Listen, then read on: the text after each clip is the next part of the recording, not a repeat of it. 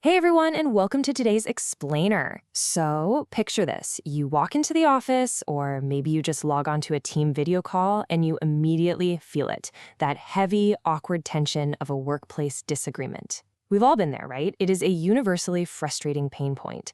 Well, today we're diving into a source that acts as a complete conflict management masterclass.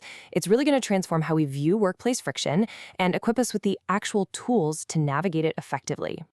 Now, you might be wondering, is workplace conflict actually a good thing? I know, it sounds totally counterintuitive. We typically think of conflict as this absolute disaster that makes it impossible for anyone to work together. But we need to bust that myth right out of the gate. A total absence of conflict isn't actually workplace harmony. Research tells us it literally leads to apathy and lethargy. On the flip side, a moderate degree of conflict, that can actually stimulate new ideas, promote healthy competition, and truly energize a team. So it's really not all bad. Okay, here's our roadmap for this explainer. 1. The true nature of conflict. 2. Functional versus dysfunctional conflict. 3. The four-stage conflict process. 4. Where does conflict begin? And 5. Strategies for resolution. Let's kick things off with Section 1, the true nature of conflict. Before we can even think about managing all this friction, we really need a solid grounding in what conflict actually means inside an organization.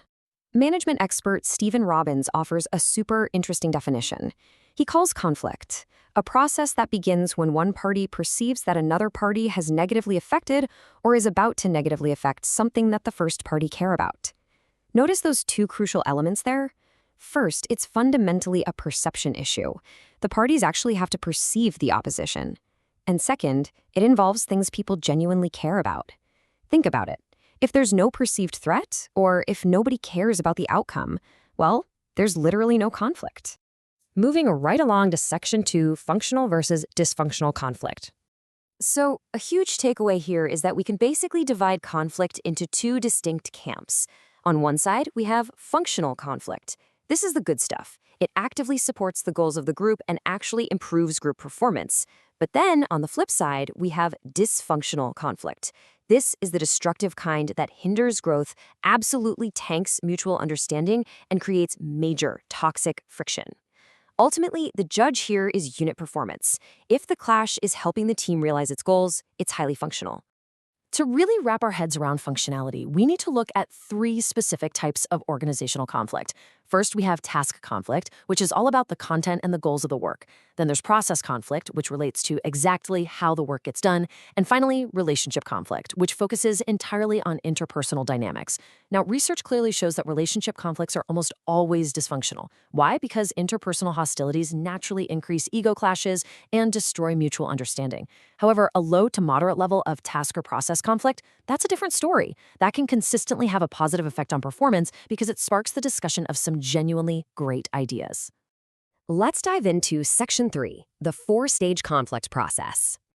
This conflict process model is absolutely fascinating. It maps out exactly how a dispute evolves over 4 stages, starting from hidden underlying conditions all the way to overt actions and final consequences. It's essentially a step-by-step evolution that you can track in real time at your own job. Let's walk through these specific steps. Stage 1 is antecedent conditions. These are the invisible root causes sitting just below the surface, like a scarcity of resources or differing values. Stage 2 is perceived or felt conflict. This happens when those underlying conditions are finally recognized as a threat, which leads to emotional involvement, tension, and a whole lot of frustration. Then we hit Stage 3, manifest conflict. At this point, the conflict is fully out in the open, and one party is overtly taking action to block another's attempts to reach a goal. Finally, we land at Stage 4, consequences. This is the ultimate outcome, which, as we just learned, is going to be either a functional improvement or a totally dysfunctional disaster, completely depending on how well the situation was managed. Which brings us to Section 4, where does conflict begin? Conflict actually brews at 3 distinct levels within organizational life. It starts way down at the intrapersonal level, meaning a conflict entirely within a single person's own mind. Then it scales up to the interpersonal level, which is your classic dispute between 2 or more individuals. And finally, it reaches the intergroup level, where entire departments or organizational units are just battling it out. Let's zoom in on that very first level for a second. Intrapersonal. This usually involves goal conflict within yourself. For instance, an approach-approach conflict is when you're caught between two mutually exclusive but highly positive goals. Honestly, it's hardly a conflict at all, because whatever you pick, you're getting a win. But then there's the avoidance-avoidance conflict, where you have to choose between two equally unpleasant choices. This one is incredibly common and way harder to resolve simply because there is no winning option. You're just choosing the lesser of two evils, which causes severe internal stress. Now, moving up a level, there are 4 main sources of interpersonal conflict. I want you to pay really close attention to the difference between the first 2 here. Personal differences get highly emotional and often take on moral overtones. A simple disagreement about facts can quickly turn into a bitter argument over who is morally right. On the other hand, information deficiency is literally just a communication breakdown. People are just operating with different data. The amazing news here is that unlike those deep personal differences, information deficiency is highly correctable. It leaves almost zero resentment once everyone just shares the facts. At the highest organizational level, we have intergroup conflict. This is where entire teams end up locking horns. It often springs up from a desperate scramble for limited resources, or competitive reward systems where one team's success actively hurts another's. It can also just come from traditional line versus staff structures that literally have inherent friction built right into the daily workflow. All right, let's bring it home with Section 5, Strategies for Resolution. So how do we actually handle this? Well, managers basically have 5 primary modes for reacting to conflict: avoidance, accommodation, competition, collaboration, and compromise. Choosing the right one completely depends on figuring out the source of the conflict, the nature of the people involved, and the intensity of the situation. You evaluate the conditions on the ground, and then you deploy the correct management mode. Now, I know what you're thinking. Avoidance? Isn't that just terrible leadership? Well, conflict avoidance strategy means intentionally ignoring the conflict. And believe it or not, it's actually a highly reasonable approach when the issue is trivial.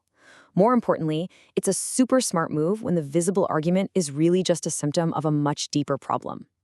For example, if 2 groups are fiercely arguing over office space, it might actually be masking a deeper power and status struggle. Just rearranging the desks won't fix the real issue, right? So a savvy manager might strategically ignore the space conflict so they can tackle the core status concern instead. Let's look at how this builds into active, concrete resolution techniques. Expansion of resources is incredibly practical. By literally removing the resource scarcity, you instantly diffuse the conflict. If people are fighting over a budget, finding more funding ends the war immediately. Then we have smoothing. This is a brilliant tactic where you intentionally downplay the differences between the conflicting groups, and instead you loudly highlight their common interests. It's a great way of reminding everyone that, hey, at the end of the day, we are all on the same team. Which leaves us with one final big question. Will your next disagreement be a total disaster or a catalyst for growth? As we've seen today, conflict isn't inherently evil. It's just an inevitable process. By understanding the functional versus dysfunctional types, tracking the 4 stages of evolution, and identifying the root causes, you now have the actual toolkit to manage it. So the next time tension rises in your workplace, remember these concepts. Use these strategies to steer that friction away from petty ego clashes and directly toward performance-boosting innovation. Thanks so much for joining this explainer, and keep learning.